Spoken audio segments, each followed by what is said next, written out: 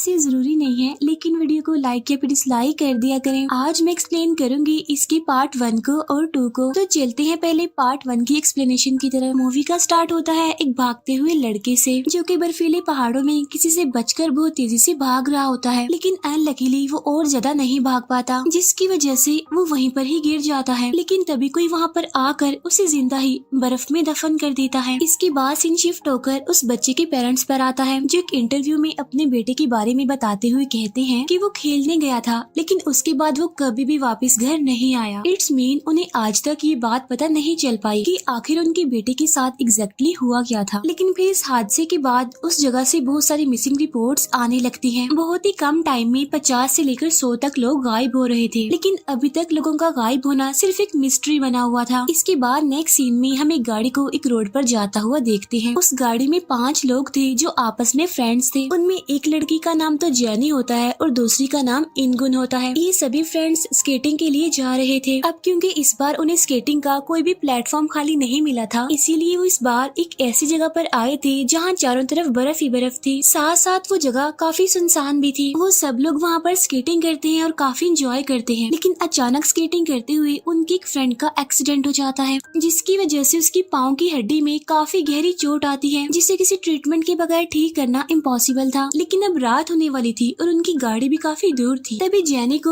वहाँ पर एक घर दिखता है और पास जाने पर उन्हें पता चलता है कि असल में ये एक होटल है, लेकिन वो दरवाजा अंदर से लॉक था। इसीलिए जेनी का फ्रेंड विंडो का ग्लास तोड़कर अंदर जाता है और फिर दरवाजा खोलकर उन सभी को अंदर बुला लेता है। अंदर जाकर वो सबसे पहले फर्स्ट एड बॉक्स ढूंढते हैं ताकि वो अपनी इंजर्ड फ्रेंड का ट्रीटमेंट कर सके, लेकिन उन्हें वहाँ पर फर्स्ट एड बॉक्स तो नहीं मिलता, मगर बहुत सारी वाइन मिल जाती है। इसीलिए जेनी उसकी चोट को साफ करती है और फिर वहाँ से मिले ग्लू की मदद से उसे चिपका देती है। साथ साथ वो उसे एक पेन किलर भी दे देती है, जिससे वो काफी बेटर फील करता है। अब क्योंकि काफी रात हो चुकी थी, इसीलिए वो लाइट ऑन करने के लिए जनरेटर रूम में जाते हैं, लेकिन जेनी अपने इंजर्ड फ्रेंड के पास ही रुकती है, जहाँ वो दोनों लैंटर्न की रोशनी में बातें कर रहे होते हैं और अपनी स्कूल लाइफ को मिस कर रहे होते हैं। तभी होटल का मेन डोर अपने आप ही खुल जाता है और जब जेनी वहाँ पर चेक करने के लिए जाती है तो वहाँ पर कोई भी नहीं होता। इसीलिए वो सोचती है कि शायद ये हवा की वजह से ही खुल गया होगा, लेकिन तभी हम सामने से किसी अननोन पर्सन को गुजरते हुए देखते हैं। उधर जेनी के फ्रेंड को जनरेटर मिल जाता है और वो उसे ऑन भी कर देता है। इसीलिए अब इनगुन और उसका फ्रेंड इस होटल को एक्सप्लोर करने लगते हैं। इसी दौरान उन्हें एक जला हुआ रूम भी मिलता है, जिसकी दीवार पर किसी इंसान की स्किन भी चिपकी हुई थी। तब ये देखकर वो दोनों उस रूम से बाहर आ जाते हैं। अब क्योंकि होटल में लाइट आ जाती है, इसीलिए म्यूजिक भी ऑन हो जाता है। तभी जेनी को उस होटल की एक डायरी मिलती है, जिस पर लिखा हुआ था कि लास्ट एंट्री 1975 की है और उसमें ये भी लिखा हुआ था कि उम्मीद मत खोएं, आपको आपका बेटा जरूर मिल जाएगा। उसी के अंदर एक पिक्चर भी होती है, एक फैमिली की पिक्चर। ये वही फैमिली होती है जिसे हमने मूवी के स्टार्ट में भी देखा था, यानी वो बच्चा जो बर्फ में भाग रहा था और उसके पेरेंट्स। होटल की हर एक चीज काफी पुरानी होती है, लेकिन उनमें से कोई भी इस चीज को नोटिस नहीं करता, बल्कि वो तो अपने ही एंजॉयमेंट में लगे होते हैं। इसी बीच हम कोई अजीब सी आवाज को भी नोटिस करते हैं, लेकिन वो लोग इसे भी इग्नोर कर देते हैं। अब क्योंकि सोने का टाइम हो गया था, इसीलिए जेनी और उसका फ्रेंड अपने इंजर्ड फ्रेंड के पास ही रुकते हैं, लेकिन इनगुन और उसका फ्रेंड सोने के लिए एक दूसरे रूम में चले जाते हैं। लेकिन आधी रात को उन दोनों के बीच किसी बात को लेकर बहस हो जाती है, इसीलिए इनगुन का फ्रेंड उससे नाराज होकर उस रूम से निकलकर लिविंग रूम में आ जाता है और हाई वॉल्यूम म्यूजिक में ड्रिंक करने लगता है। इसके बाद जब इनगुन रूम में अकेली होती है तो उसे वहाँ पर किसी के प्रेजेंस का एहसास होता है, इसीलिए वो भी अपने फ्रेंड्स के पास जाने लगती है। लेकिन इससे पहले कि वो वहाँ से निकल पाती, कोई पीछे से आकर एक एक्स से उस पर अटैक कर देता है और उसे अंदर खींच लेता है। वो अननोन पर्सन इनगुन को काफी इंजर्ड कर देता है, जिसकी वजह से वो काफी चिल्लाती भी है, लेकिन हाई वॉल्यूम म्यूजिक की वजह से कोई भी उसकी आवाज नहीं सुन पाता। अब इनगुन किसी तरह उसे बचते हुए एक दूसरी जगह पर आ जाती है। तभी वो आदमी एक बार फिर से उस पर अटैक कर देता है, लेकिन इससे पहले कि वो सामने बैठे अपने फ्रेंड को कुछ कह पाती, वो किलर उसे जान से मार डालता है। नेक्स्ट मॉर्निंग इनगुन का फ्रेंड उसके लिए नाश्ता लेकर उसके डोर पर जाता है, लेकिन उसके बहुत कहने पर भी कोई दरवाजा नहीं खोलता, इसीलिए वो उसका नाश्ता वहीं पर रख कर चला जाता है। फिर जेनी का फ्रेंड स्केटिंग करने के लिए बाहर जाता है और वो वहाँ पर खून के कुछ निशान देखता है, इसीलिए अब वो उन निशानों को फॉलो करते हुए आगे आगे बढ़ता है और तभी सामने उसे इनगुन की डेड बॉडी मिलती है जिसकी हालत काफी खराब थी और वो बर्फ की वजह से फ्रीज हो चुकी थी। तभी ये देखकर जेनी का फ्रेंड काफी डर जाता है, लेकिन तभी हम उसके पीछे उसी आदमी को देखते हैं जिसने इनगुन को मारा होता है और वो अपनी एक्स से जेनी के फ्रेंड पर अटैक करके उसे बेहोश कर देता है। अब क्योंकि होटल की लाइट्स बंद होने लगी थी, इसीलिए जेनी और इनगुन का फ्रेंड चेक करने के लिए जनरेटर रूम में जाते हैं। तब वो देखते हैं कि उसका तो फ्यूल खत्म हो चुका है। उन्हें वहाँ पर थोड़ा सा फ्यूल मिल भी जाता है, लेकिन इससे उसका काम चलने वाला नहीं था। इसीलिए अब वो लोग फ्यूल ढूंढने के लिए बाकी रूम्स को चेक करने लगते हैं। तभी उन्हें वहाँ पर एक सीक्रेट डोर मिलता है। तब उस दरवाजे को खोलने पर वो काफी हैरान रह जाते हैं, क्योंकि वहाँ पर इंसानों की जरूरत का सारा सामान मौजूद था। हर छोटी से लेकर बड़ी चीज वहाँ पर अवेलेबल थी। उसी रूम में उन्हें एक और दरवाजा मिलता है, जिसे खोलने पर उन्हें वहाँ पर बहुत सारा सामान बिखरा हुआ मिलता है। रूम की कंडीशन को देखकर ऐसा लग रहा था कि जैसे रिसेंटली यहाँ पर कोई रहता हो। उन्हें वहाँ पर एक पेपर कट भी मिलता है, जिस पर छपी न्यूज से उन्हें पता चल जाता है कि ये होटल उसी फैमिली का है जिनका बच्चा 1975 में मिसिंग हो गया था और तब से लेकर ये होटल अब तक बंद है। इट्स मीन इस होटल को बंद हुए तकरीबन 30 साल हो चुके हैं, लेकिन उस रूम का सारा सामान अभी तक फ्रेश था, यानी वो चीजें किसी के यूज में हो। वहाँ पर उन दोनों को काफी सारी हंटिंग वेपन्स भी दिखते हैं, जिन्हें देखकर वो काफी घबरा जाते हैं। इसीलिए जेनी इनगुन के फ्रेंड को भेजती है अपने इंजर्ड फ्रेंड को यहाँ पर लाने के लिए और खुद वो जाती है इनगुन को लाने के लिए, क्योंकि उन्हें लग रहा था कि अभी तक वो रूम में ही है। और जब इनगुन का फ्रेंड लिविंग रूम में जाता है तो वो देखता है कि उसका इंजर्ड फ्रेंड वहाँ से गायब है। साथ साथ उसे एक दरवाजे के पीछे से बहुत सारा खून भी दिखता है और जब वो उस दरवाजे को खोलता है तो वहाँ पर उनका इंजर्ड फ्रेंड होता है, जो बिल्कुल सेफ था, सही सलामत था, क्योंकि असल में वो कोई खून नहीं था बल्कि वो एक फूड आइटम था जो कि उनके इंजर्ड फ्रेंड से वहाँ पर गिर गया था। अब जेनी काफी देर तक दरवाजे पर नॉक करती है, लेकिन उसे आगे से कोई भी रिस्पॉन्स नहीं आता। इसीलिए अब वो दरवाजे को धक्का देकर खोलती है, क्योंकि वो दरवाजा अब लॉक नहीं था। उस रूम के हालात देखकर जेनी बहुत ज्यादा डर जाती है, क्योंकि वहाँ पर खून ही खून था। वो फौरन जाकर अपने फ्रेंड्स को इस बारे में इन्फॉर्म करती है। तब वो लोग समझ जाते हैं कि ये काम सीक्रेट रूम में रहने वाले उस आदमी का ही है। अभी वो लोग इनगुन और जेनी के फ्रेंड के बारे में सोच ही रहे थे कि तभी अचानक से मेन डोर खुलने की आवाज आती है, जिसे सुनकर वो फौरन छुप जाते हैं। वो लोग अब समझ जाते हैं कि वो यहाँ पर फंस गए हैं और अगर वो यहाँ पर रुके तो जिंदा नहीं रह पाएंगे। इसीलिए जेनी कहती है कि हमें इनगुन और अपने फ्रेंड को ढूंढना चाहिए, क्योंकि जेनी अभी नहीं जानती थी कि उनके फ्रेंड्स के साथ क्या हुआ है। इसके बाद जब इनगुन का फ्रेंड उस रूम से बाहर निकलता है तभी वो आदमी अपनी ग्रीविल एक्स से उस पर भी अटैक कर देता है, लेकिन इनगुन का फ्रेंड किसी तरह बचते हुए दोबारा से उसी रूम में अपने फ्रेंड्स के पास आ जाता है और वो कहता है कि अब हमें अपनी जान बचाने के लिए यहाँ से भागना चाहिए, क्योंकि वो किलर कभी भी हम पर अटैक कर सकता है। लेकिन जेनी अपने फ्रेंड्स को लिए बगैर यहाँ से जाने वाली नहीं थी, इसीलिए इनगुन का फ्रेंड अकेला ही विंडो से कूदकर सामने वाले केबिन की तरफ भागने लगता है, लेकिन वहाँ पर लगी बियर ट्रैप में उसका पाँव फंस जाता है, जिसकी वजह से वो चिल्लाने लगता है और तभी वो किलर वहाँ पर आकर उसे फौरन ही मार देता है। अब ये सब देखकर जेनी भी वहाँ पर रुककर मरना नहीं चाहती थी, इसीलिए जेनी अपने इंजर्ड फ्रेंड को एक स्टोर रूम में छोड़कर वहाँ से निकलने का कोई रास्ता ढूंढती है। यहाँ पर वो इंजर्ड फ्रेंड जेनी को कहता है कि मैं तुमसे प्यार करता हूँ, लेकिन जेनी उसे इस बात का कोई भी जवाब नहीं देती, लेकिन वो अपने इंजर्ड फ्रेंड को बचाने की अभी भी कोशिश करती है। इसीलिए वो बाहर जाती है और जब वो मेन डोर तक पहुँचती है तो उसे वो किलर दिखता है जो इनगुन के फ्रेंड के डेड बॉडी को अंदर लेकर आ रहा था। तब इस चीज का फायदा उठाकर जेनी उसके सीक्रेट रूम तक जाती है, जहाँ उसे टॉर्च और एक गन मिल जाती है। तब उस गन को लोड करके जेनी अपने इंजर्ड फ्रेंड के पास जाती है। इसके बाद वो उसे लेकर जनरेटर रूम में आती है। वो अपने इंजर्ड फ्रेंड को टॉर्च देकर वहीं पर बिठा देती है, ताकि वो किलर उसे देखकर उनके बनाए हुए ट्रैप में फंस जाए।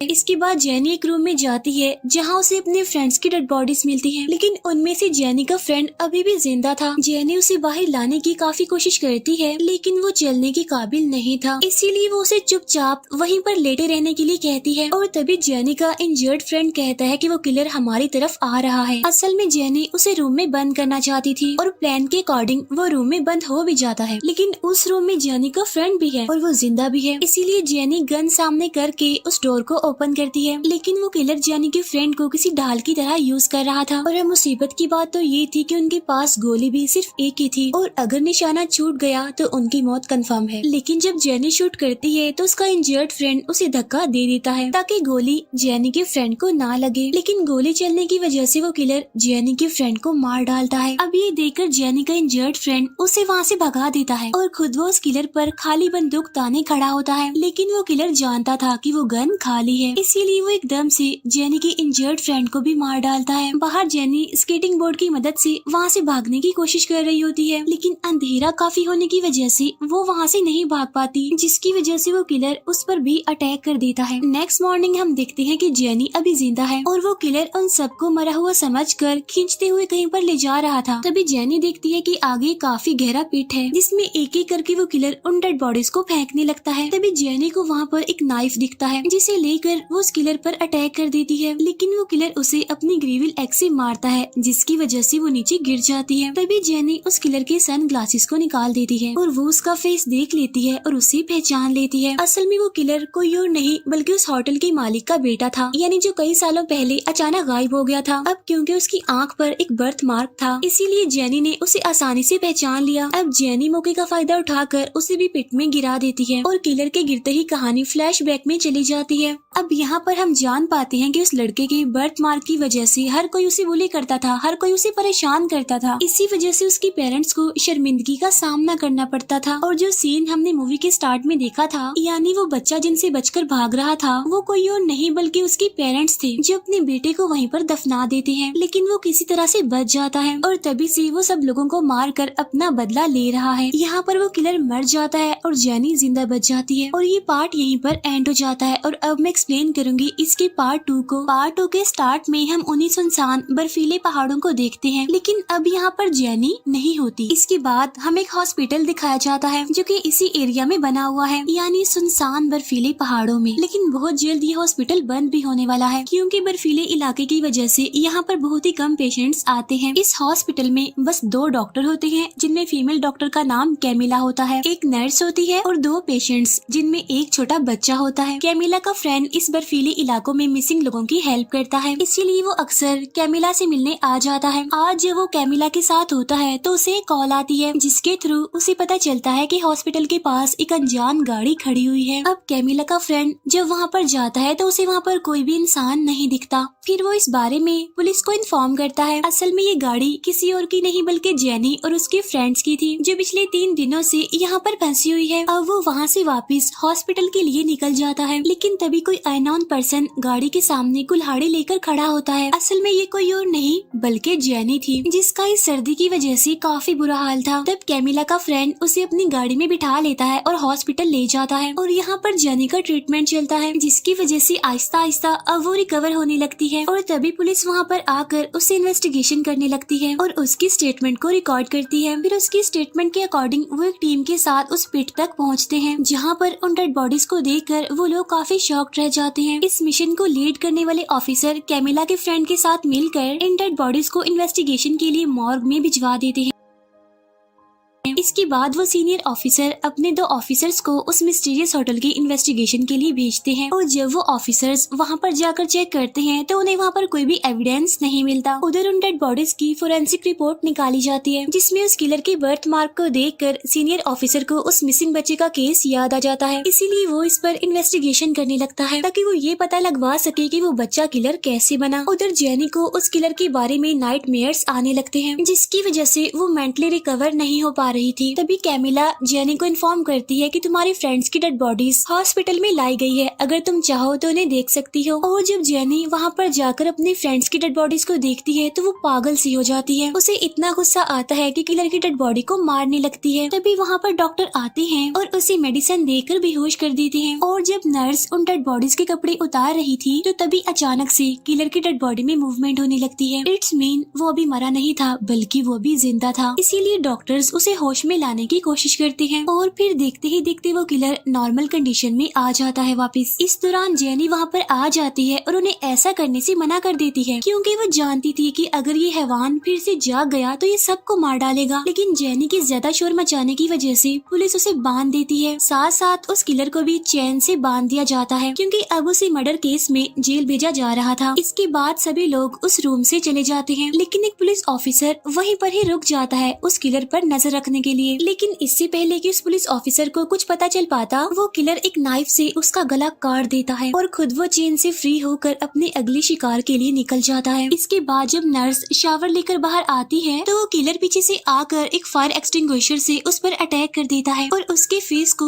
बुरी तरह से क्रश कर देता है, जिसकी वजह से एक बड़े ही ब्रूटल तरीके से उसकी मौत हो जाती है। इन सबसे अनजान कैमिला और वो डॉक्टर बातें कर रहे होते हैं, लेकिन तभी अचानक से हॉस्पिटल की लाइट्स ऑफ हो जाती हैं। इसीलिए वो मेल डॉक्टर कनेक्शन चेक करने के लिए जाता है और कैमिला पेशेंट्स को चेक करने के लिए चली जाती है। तब बीच में उसे उसी नर्स का एप्रन और बैग पड़ा हुआ मिलता है, जिसे देखकर कैमिला वॉशरूम के अंदर चेक करने के लिए जाती है, लेकिन लाइट ना होने की वजह से वो स्लिप होकर नीचे गिर जाती है। तभी जनरेटर के ऑन होने से वॉशरूम में लाइट आ जाती है और तब कैमिला को वहाँ पर उसी नर्स की डेड बॉडी दिख जाती है, जिसकी वजह से वो डरते हुए वहाँ से भाग जाती है। इसके बाद वो एक लैब में जाकर अपने फ्रेंड को कॉल करने की कोशिश करती है, लेकिन कैमिला का फ्रेंड कॉल पिक नहीं करता। इसीलिए कैमिला उसे वॉइस मैसेज करके वहाँ की सिचुएशन बताती है। इसके बाद जब वो डॉक्टर जनरेटर ऑन करता है तो वो एक बार फिर से ऑफ हो जाता है और जब वो डॉक्टर जनरेटर को ऑन करने के लिए फिर से वहाँ पर आता है तो हम उसके पीछे उसी किलर को देखते हैं, जो उस डॉक्टर की गर्दन को तोड़कर उसे फौरन ही मार देता है। उधर जेनी की आंख खुल जाती है, लेकिन वो खुद को बेड से बंधा हुआ पाती है। इतनी ही देर में वहाँ पर एक बच्चा आ जाता है, जो कि असल में उसी हॉस्पिटल में एक पेशेंट था। तब जेनी उसकी हेल्प से खुद को आजाद कर लेती है और अब जेनी को पता चल चुका था कि उस किलर ने लोगों को मारना, तबाही मचाना शुरू कर दिया है। इसीलिए वो उस बच्चे को एक कबर्ड में छुपा देती है और खुद वो एक सिरिंज में पॉइजन भरकर उस किलर से लड़ने के लिए बिल्कुल तैयार हो जाती है। उधर कैमिला एक जगह पर छुपकर इमरजेंसी नंबर पर कॉल कर रही होती है, लेकिन इससे पहले कि मोबाइल में रिंग होती उसे वहाँ पर वो किलर दिख जाता है, जो कि उसी की तरफ आ रहा था, लेकिन लकीली वो उसकी नजरों से बच जाती है।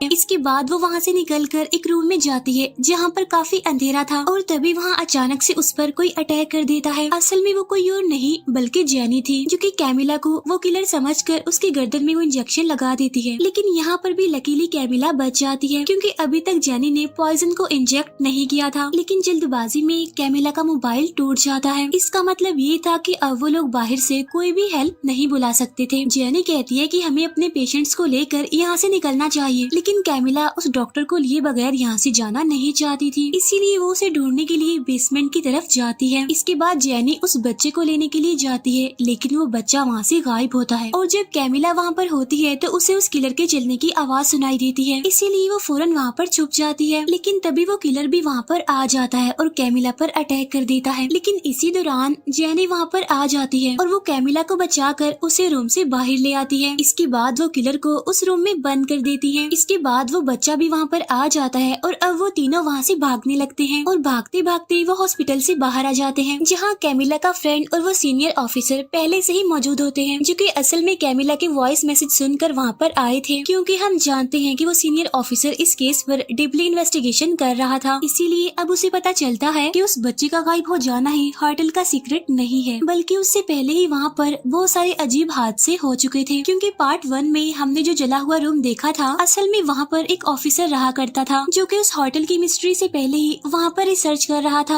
अब कोई भी नहीं चाहता था कि उस होटल का सीक्रेट रिवील हो, इसीलिए उस रूम में आग लगा दी गई। लेकिन किसी तरह से वो ऑफिसर जिंदा बच जाता है, जो कि वहाँ पर रहा करता था। और तब वो सीनियर ऑफिसर उस ऑफिसर से मिलकर उसे उस किलर के बारे में बताता है। तब यहाँ पर हमें पता चलता है कि वो किलर बचपन से ही काफी मिस्टीरियस है, इसीलिए तो वो हर बार बच जाता है। अब एक टीम उस पिट तक जाती है, जहाँ उन्हें बहुत सारी डेड बॉडीज मिलती है और उन सबको उस किलर ने ही मारा था। अब कैमिला को ये लगता था कि हॉस्पिटल में वो मेल डॉक्टर और वो बूढ़ी औरत अभी तक सही सलामत और जिंदा है, इसीलिए उन्हें बचाने के लिए कैमिला का फ्रेंड अपने 2 साथियों और सीनियर ऑफिसर के साथ अंदर जाता है, जहाँ पर वो बूढ़ी औरत उन्हें बिल्कुल सही सलामत मिलती है। लेकिन एक पुलिस ऑफिसर की डेड बॉडी वहाँ पर मिलती है, जिसे चेक करने के लिए एक दूसरा ऑफिसर उसके पास जाता है। ठीक उसी टाइम वो किलर एक वायर से उसे एक रूम में खींच लेता है और जब कैमिला का फ्रेंड उस रूम का दरवाजा खोलता है तो वो किलर कैमिला के फ्रेंड और उस सीनियर ऑफिसर को मार देता है। जब बाहर बैठे एक ऑफिसर को रेडियो पर कोई रिप्लाई नहीं मिलता तो वो जेनी और कैमिला के साथ मिलकर अंदर जाने का फैसला करता है। लेकिन तभी वो किलर गाड़ी पर अटैक करके कैमिला को बाहर खींच लेता है। लेकिन इससे पहले कि वो एक्स से कैमिला को मारता, कैमिला का फ्रेंड वहाँ पर आकर उस किलर को शूट कर देता है, क्योंकि वो अभी तक जिंदा था, मरा नहीं था। लेकिन अब वो कैमिला की आंखों के सामने मर जाता है, जिसकी वजह से कैमिला काफी दुखी होकर रोने लगती है और तब जेनी उसे रिलैक्स करती है। इसी दौरान वो किलर भी वहाँ से गायब हो जाता है। अब यहाँ पर जेनी डिसाइड करती है कि वो ही उस किलर को मारेगी, इसीलिए वो गन लेती है, स्केटिंग बोर्ड के जरिए उस होटल तक जाने लगती है,